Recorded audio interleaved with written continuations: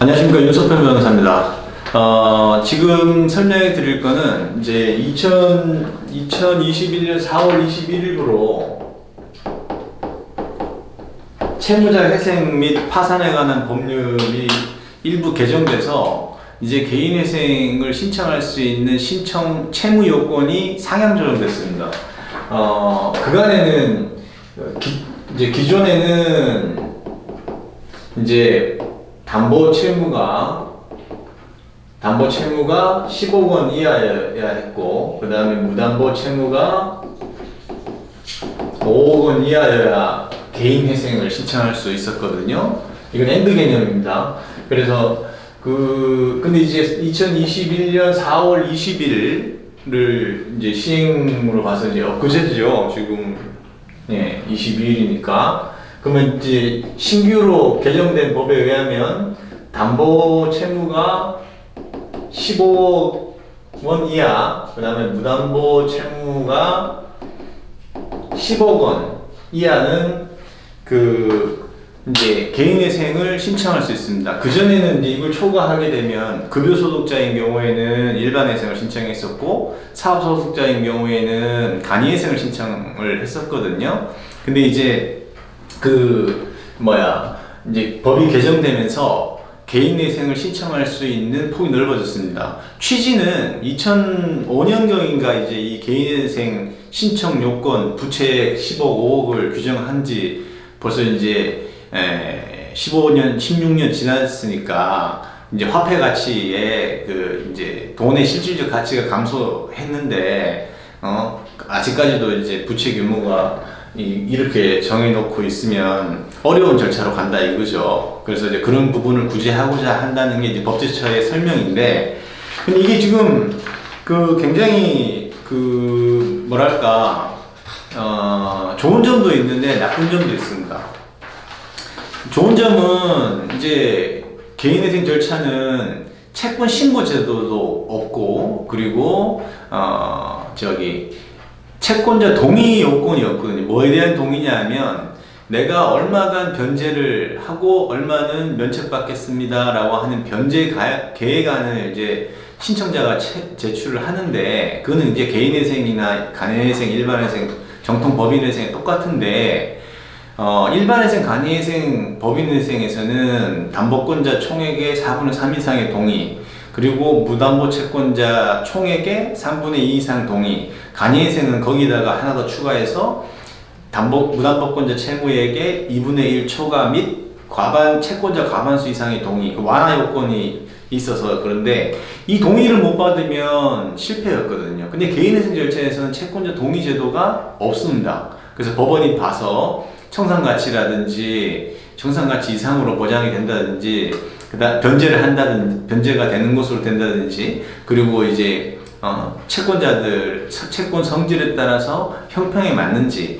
이런 부분이 이제 보고 법원에서 인가 결정을 하는데, 이제 문제는 이게 개인회생 신청을 한다는 게 다 좋은 것은 아닙니다. 왜냐하면 개인회생 제도는 그 안에서 지금 이 담보권은 다른 절차에서는 회생 담보권으로 돼서 포괄적 금지 명령을 받으면 이게 담보권에 기한 경매라든지 압류 추심이라든지 이런 것들이 중단 또는 신규 신청 금지가 되거든요.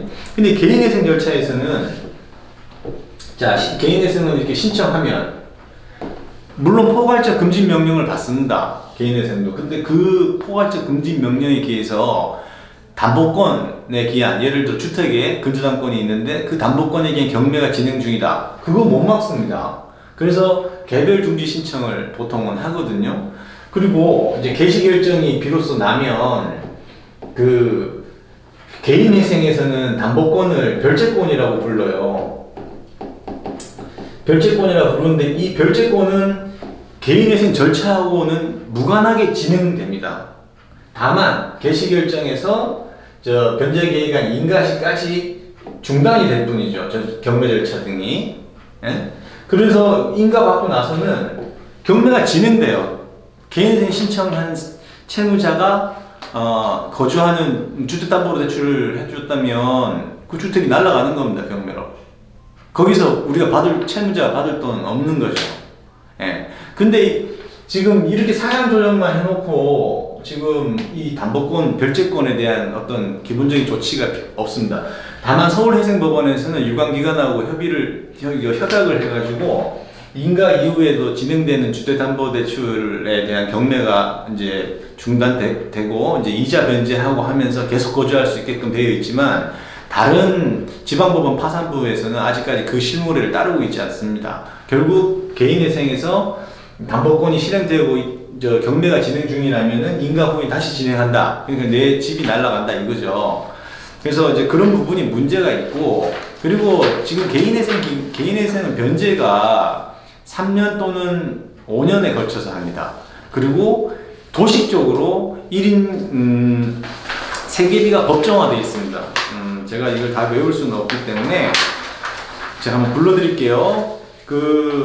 이제 1인 가구일 때, 이제 1인 가구라고 하면은 본인만 포함하는 거죠. 그래서 그 경우는 109만 6천 원 정도 되고, 2인 가족일 때는 본인하고 미성년 자녀가 1명일 때는 이제 185만 원 정도. 배우자는 65세 이하 배우자는 개인회생 절차에서 부양가족이 아닙니다. 실제로 남편이 벌어다 준 돈으로 생활을 했다 하더라도 개인회생에서는 부양가족이 아닙니다. 그리고 성년 자녀도 부양가족이 아닙니다.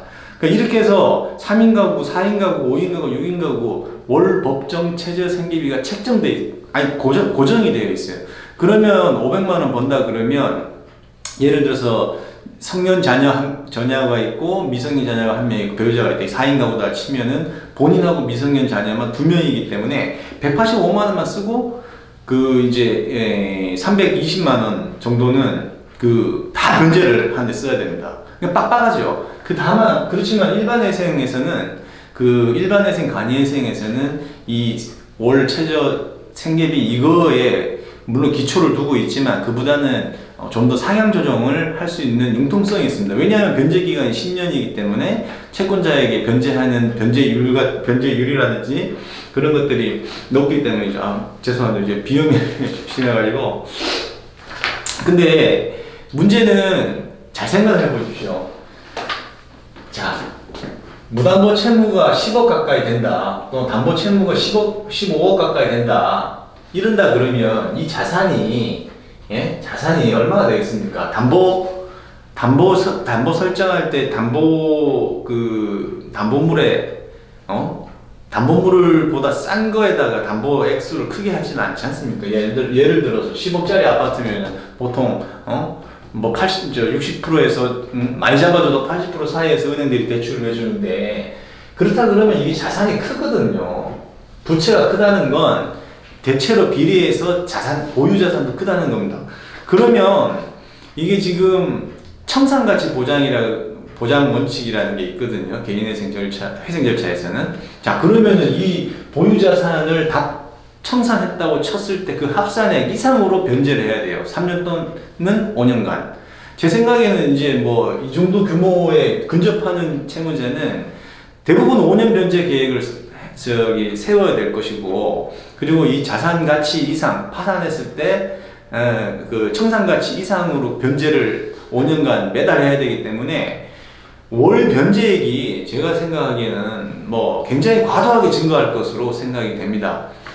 그래서 개인회생을 신청할 수 있는 사람, 그리고 또 중요한 건 개인회생에서는 배우자 명의 재산에 부동산, 자동차, 보험 이런 것들에 대해서 그 가치의 50%를 출연하게 되어 있습니다. 그러니까 남편이 개인회생 신청하면 배우자 명의로 된 재산이 고유재산이 아닌 이상은 50%를 가치를 출연하게 되어 있거든요. 변제하는데. 근데 서울해생법원에서는 이제 작년 말에 이제 준칙이 바뀌어서 배우자 재산이 사행이거나 아니면 강제집행 면탈 목적이거나 이런 게 아닌 이상은 이제 배우자 재산을 이제 출연하는 것을 지금 지양하고 있습니다. 하지만 다른 지방법원 파산부에서는 여전히 배우자 재산의 50%를 내도록 하고 있습니다. 자, 이런 것들이 있어요. 근데 일반회생 간이회생에서는 배우자 재산을 사행이거나 이런 게 아닌 이상 배우자 재산은 고려하지 않습니다. 신청자의 자산과 부채만을 놓고 이제 회생 계획을 세우고 채권자가 협의를 하죠. 근데 이런 제도의 그런 어떤 특성 이런 거는 전혀 고려하지 않고 지금 지금 조문이 579조 1호의 가목 남목을 개정을 저기 4월 20일 날 했거든요.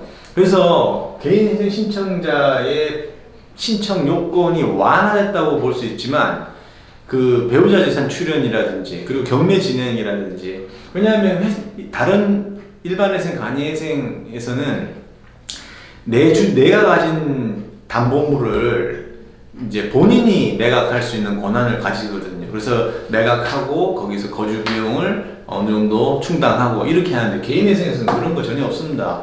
개인회생 신청자가 뭐 계약을 해지한다든지 뭐 담보권을 내가 팔아서 담보물을 내가 팔아가지고 은행에 갖고 뭐 이런 거는 없습니다. 왜냐하면 관리인 제도가 없거든요. 개인회생에서는. 물론 뭐 회생위원이 있긴 하지만 뭐 그 사람들 뭐 그런 것까지 해주지 않습니다. 그래서 지금 신청할 수 있다 하더라도 내가 지금 채무가 6억이다 그러면 기존에는 개인회생 신청할 수 없었죠. 근데 지금은 이제 신청할 수 있습니다.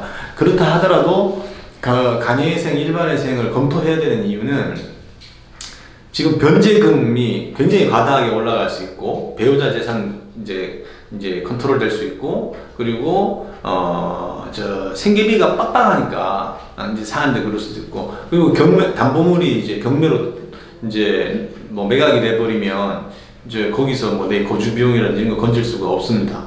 그래서 여러 가지 그런 어떤 이익을 이제는 그런 이익을 잘 따져가지고 이제 제도를 이제 선택해서 신청을 해야겠습니다. 제가 봤을 때 이 개정은 채무자를 뭐 돕는다라는 그런 어떤 입장에서 빨리 된 것 같은데, 채권자 입장에서 보면 변제기간 10년 동안 받는 거하고 3년 또는 5년 동안 받는 거하고 채권자 입장에서는 굉장히 불이익한 그런 고려 없이 변경된 것이고, 그리고 이 별채권, 개인회생에서는 회생 절차와 관계없이 강제 집행을 할 수 있도록 인정하는 이 별채권 제도에 대해서는 거의 뭐 대책 없이 그냥 개정이 된 것 같습니다. 여하튼 사전에 개인회생을 신청할 수 있다 하더라도 개인회생의 단점과 그 다음에 간이회생 일반회생의 장점, 이것들을 잘 비교해서 어느 것이 본인에게 유리한지를 사전에 잘 검토한 다음에 이제 신청을 하셔야 될 겁니다. 그리고 개인회생은 너무나도 도식화되어 있고 양식도 다 법원을 제공하고 그러기 때문에 변호사가 아닌 자가 하는 경우가 많습니다. 소위 말해서 브로커들도 있고 또는 뭐 법무사님들 중에서도 하는데, 뭐 금방 이게 3년 5년 후에 또 면책 신청하고 해야 되는데 사무실 없어지고 뭐 사건 관리가 안 되는 그런 경우들이 많거든요.